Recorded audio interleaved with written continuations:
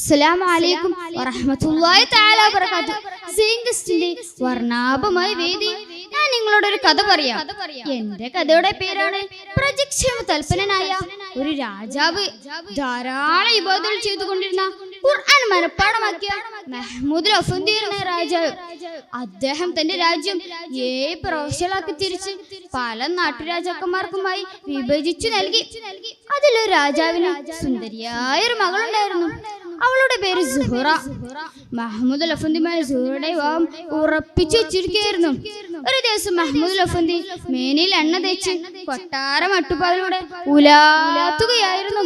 ഖുർആൻ പാരായണത്തിൽ അതീവ താല്പര്യം കാണിച്ചിരുന്ന മഹ്മൂദുൽ അഫ്ന്ദിയുടെ ആദരങ്ങളാൽ ഖുർആൻ സദാ മൊഴിഞ്ഞുകൊണ്ടിരുന്നു.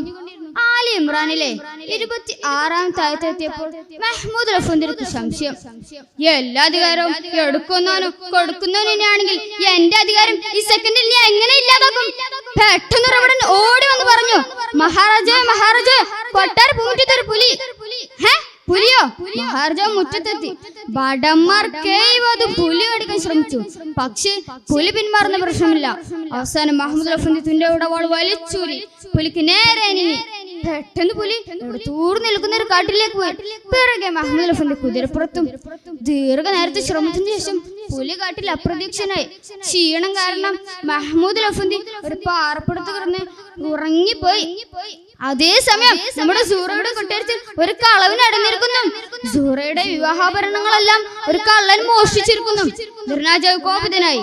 ആരെവിടെ? 3 ദിവസത്തിനുള്ളിൽ കള്ളനെ മുമ്പിൽ ഹാജരാക്കുവിൻ. ഭടന്മാർ നാടാകെ തിരിഞ്ഞു. പക്ഷെ കള്ളനെ കിട്ടിയില്ല. അവസാനം തല പോകുമെന്ന് ഭയന്ന് അവർ കാട് കയറുമായി വഴിയിൽ എന്തോ സാധനം കിടക്കുന്നത് കണ്ടു. ഒന്നുകൂടി ശ്രദ്ധിച്ചു നോക്കി.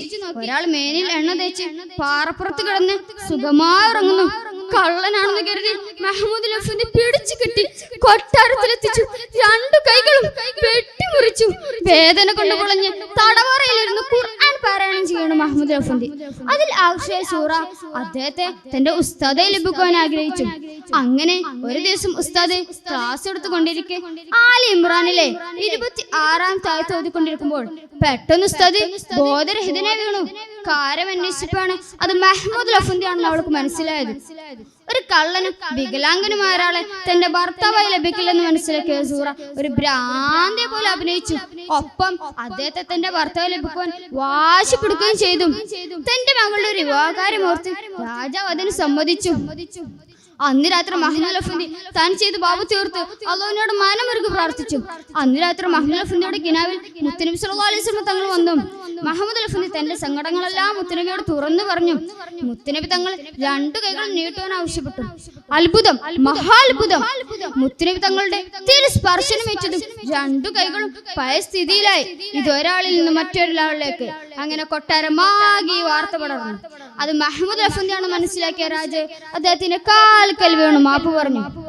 ഹേ രാജൻ, അങ്ങ് എന്നോടാണ് തെറ്റ് ചെയ്തത്. പക്ഷേ ഞാൻ ലോകരക്ഷിത അള്ളാഹുവിനോടാണ് തെറ്റ് ചെയ്തത്. അതിനുള്ള ശിക്ഷയാണ് എനിക്ക് ലഭിച്ചത്. പ്രിയരെ, നിങ്ങൾക്ക് മനസ്സിലായില്ലേ? അള്ളാഹു ഉദ്ദേശിച്ചാൽ ഏത് കാര്യം ഏത് സംഘടനയും മാറ്റിമറിയുമെന്ന്. ശുഭം ഇവിടെ നിർത്തുന്ന കഥ. അസ്സലാമു അലൈക്കും വറഹ്മത്തുള്ളാഹി തആല.